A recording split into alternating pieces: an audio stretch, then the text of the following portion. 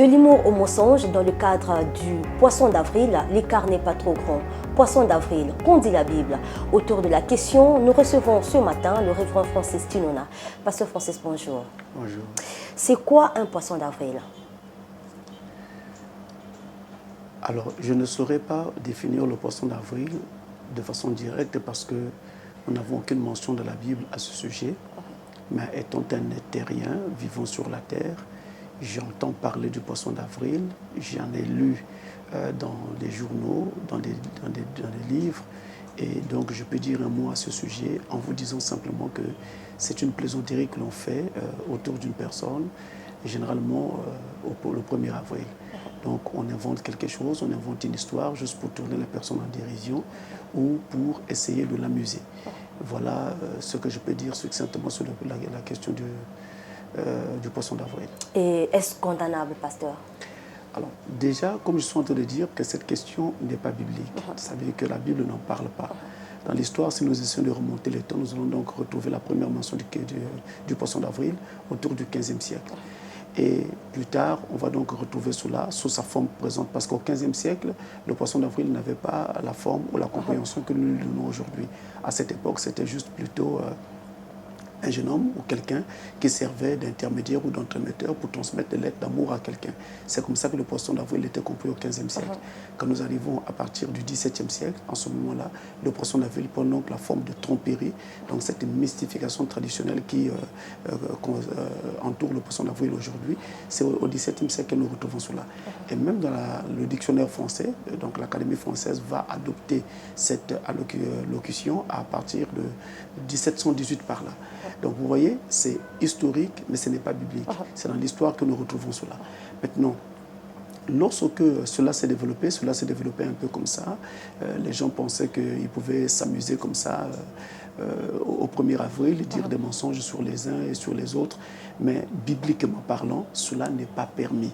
Parce que dans la Bible déjà, je l'ai dit, j'y reviens, ça n'existe pas. Mais encore, quand on en voit la base, la racine, le poisson d'avril repose sur le mensonge. Donc il s'agit de dire un mensonge, même s'il est anodin, même s'il n'est pas fait de tout son cœur, c'est-à-dire que c'est juste pour s'amuser, mais il s'agit à la base des mensonges. Or, quand on commence à s'amuser autour de cette question grave qu'on appelle le mensonge, eh bien, ça peut nous amener justement au mensonge vrai, donc le mensonge pur, le mensonge bleu. Donc, en s'amusant, on peut donc comme ça développer un esprit de mensonge qui puisse s'installer en nous. Il n'y a pas que cela, il y a aussi les dangers que cela peut donc que peut encourir la personne avec qui vous faites cette blague. Parce que vous voyez, vous annoncez à quelqu'un, pour prendre un exemple, qu'il y a son mari ou son enfant ou quelqu'un qui venait de faire un accident vraiment grave. Là, il se trouve à l'hôpital, au bloc opératoire. C'est extrêmement grave. Oui, très grave. Cette nouvelle, elle est fausse. Mais entre-temps, au moment où la personne entend cette nouvelle, elle peut taper une crise. Elle peut tomber, elle peut faire un AVC, elle peut faire une crise cardiaque, elle peut développer n'importe quoi. Et si cette personne venait à mourir, qu'est-ce que vous direz? Qu'est-ce que vous ferez? Vous direz non, c'était juste pour s'amuser. Oui, c'était pour s'amuser, mais Satan en a profité pour amener le pire. Donc l'irréparable. Voilà pourquoi Dieu est contre cette façon de faire. D'ailleurs, comme je suis en train de le montrer, la base du poisson d'avril, c'est le mensonge. Tout repose sur le mensonge. Or, dans la Bible, nous avons les passages qui suivent. Voici ce que Dieu nous dit à propos du mensonge. Il dit ceci, dans Lévitique chapitre 19, au verset 11, il est écrit « Vous ne déroberez point et vous n'userez ni de mensonge, ni de tromperie les uns envers les autres. » Dieu est formel.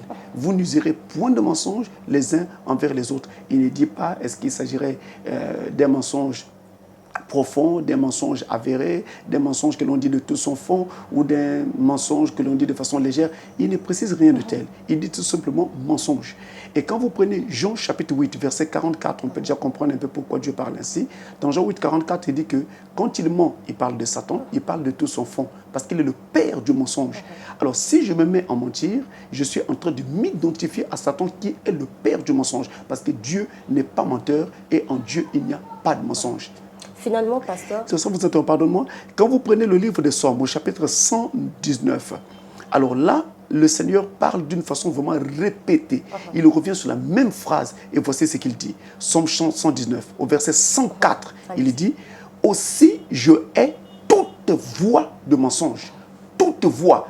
Peu importe par quelle forme vous allez présenter ce mensonge, peu importe au nom de quoi, sous quel rapport, sous quel aspect, toute voix de mensonge, Dieu dit, je hais. Ça, c'est le verset 104. Dans le même chapitre, au verset 128, il dit, je hais toute voix de mensonge. Au verset 163, il renchérit en disant, je hais, je déteste le mensonge. Alors, je pense qu'en face de tels passages bibliques aussi précis et aussi formels, nous n'avons pas ici une marge de manœuvre qui reste. Finalement, pasteur, il y a quelle différence entre l'humour et la plaisanterie? L'humour, c'est quelque chose que l'on dit juste pour faire rire. La plaisanterie, c'est quelque chose que l'on dit pour tourner en dérision, pour se moquer, et voire même, parfois c'est juste pour faire rire, mais toujours dans un sens plutôt ironique, pour se moquer de quelqu'un. Alors, vous voyez, alors, Dieu n'aime pas la plaisanterie, mais par contre, l'humour peut passer. C'est-à-dire que je peux dire quelque chose qui est tout à fait propre, qui est tout à fait sain, et qui n'est pas obscène. Et juste pour que les gens rient un moment, ça détend l'atmosphère. C'est pourquoi Jésus, dans la Bible, pouvait dire Hérode, allez dire à ce renard. Il traite Hérode de renard. Ce n'est pas qu'il l'insultait, il était juste en train de faire rire.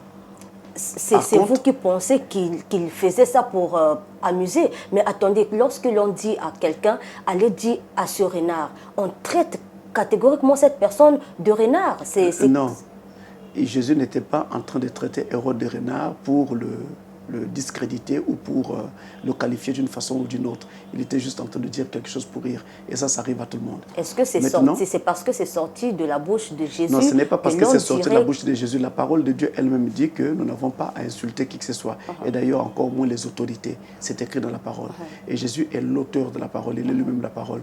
Il ne veut pas enfreindre cette loi. Parce que même pour sa propre naissance, il est venu conformément à la loi telle que la parole de Dieu l'avait indiquée. Donc ce n'est pas pour des choses aussi petites que Jésus-Christ enfreindrait la loi. Alors, ça pourrait être, on peut dire, une métaphore mais par contre, dans ce cas-là. Oui, justement. Mais par contre, en ce qui concerne la plaisanterie, on a affaire à quelque chose souvent de toujours pas propre. Et ça peut être quelque chose d'obscène.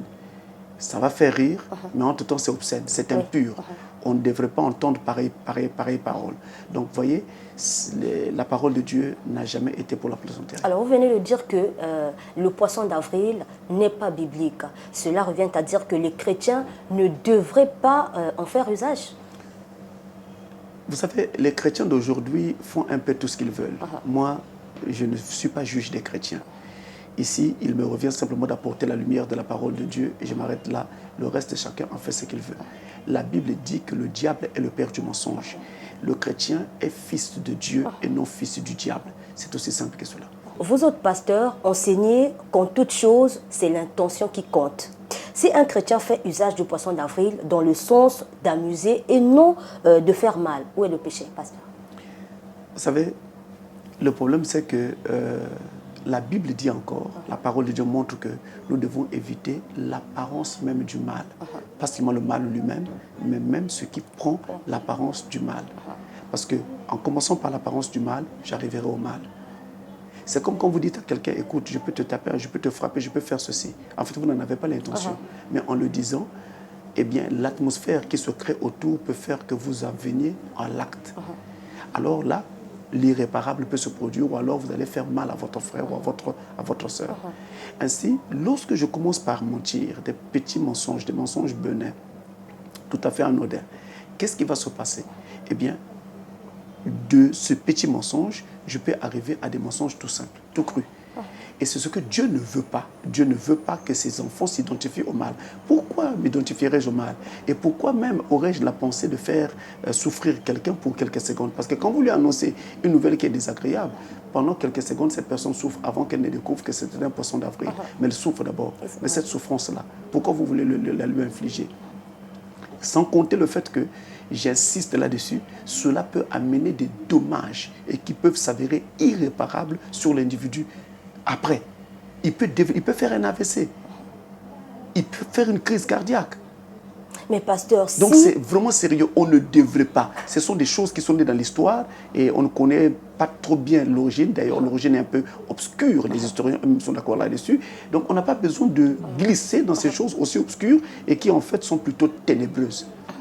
Pasteur, c'est vrai que lorsque l'on parle du poisson d'avril, il y a la plaisanterie qui entre en ligne de compte. Maintenant, si le chrétien conçoit son propre poisson d'avril, d'après son imagination, sans pourtant faire usage d'un fait réel, c'est juste pour amuser, rien de C'est un plaisanterie. mensonge, Dieu n'en veut pas.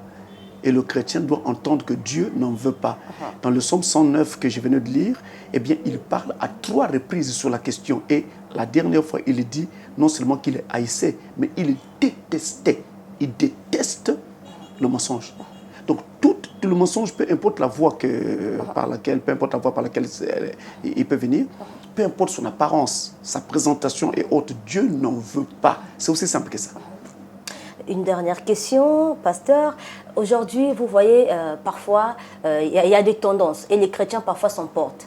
Le poisson d'avril, ça date, on en fait usage et donc le chrétien ne veut pas rester aussi en marge. Et aujourd'hui, il décide avec la conduite du Saint-Esprit, puisque parfois vous vous dites, il faut surveiller votre cœur. Le chrétien a surveillé son cœur et il se dit qu'en ce mois d'avril, je veux faire un petit poisson d'avril à mon parent, donc, à mon proche. En ce mois d'avril, le chrétien fait un petit tour dans le monde. Il devient païen pour un instant. Non, pas peut-être devenir païen, mais ce sont des œuvres païennes. Ça rimait avec la tendance. Ça rimait avec la tendance signifie ça rimait avec le monde. Le chrétien n'est pas un mondain. Le chrétien est un chrétien, c'est un fils de Dieu. C'est quelqu'un qui a l'âme et l'esprit célestisés. Dans le sens de l'humour, pasteur, est-ce que ce poisson d'avril a une quelconque forme? Est-ce qu'il est comestible?